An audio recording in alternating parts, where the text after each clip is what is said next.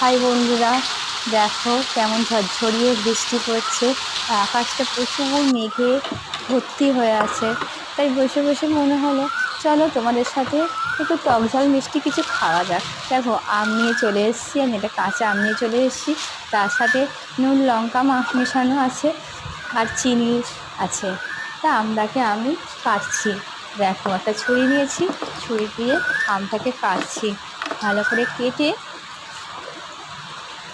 করে কেটে পরিষ্কার করে দিলাম।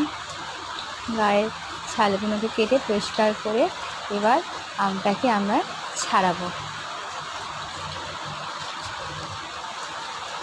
দেখো বন্ধুরা, কি সুন্দর সব পরিষ্কার করে দিয়েছি।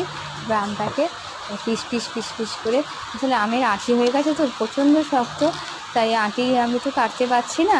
তাই এরকম করে একটু একটু করে ছাড়িয়ে ছাড়িয়ে আমটাকে কেটে নিচ্ছি। দেখো পুরোটা পরিষ্কার করে আমটাকে সুন্দর করে কাটলাম, কেটে পুরো রেডি করে দিয়েছি। ছাল ছাড়িয়ে আমটাকে সুন্দর করে পিস পিস করে পুরো রেডি। এবার দেখো আমি একটা পাত্রে একটু চিনি আর একটু নুন আর একটু লঙ্কা মিশিয়ে নিয়েছি। ওটা কিন্তু লালটা কিন্তু নুন আর লঙ্কা মেশানো। এবার নুন লঙ্কাটা আমের ওপর আমি ছড়িয়ে দিলাম। দেখো সুন্দর করে কেটে সুন্দর করে ছড়িয়ে দিচ্ছি। আর একটু চিনিও ছড়িয়ে দিলাম। এই বৃষ্টিতে এই আম মাখা খেতে কার না ভালো লাগে বলো বন্ধুরা। যারা যারা এই আম মাখা পছন্দ করো আমাকে প্লিজ তারা জানাবে। আর লাইক করতে কেউ ভুলো না যেন।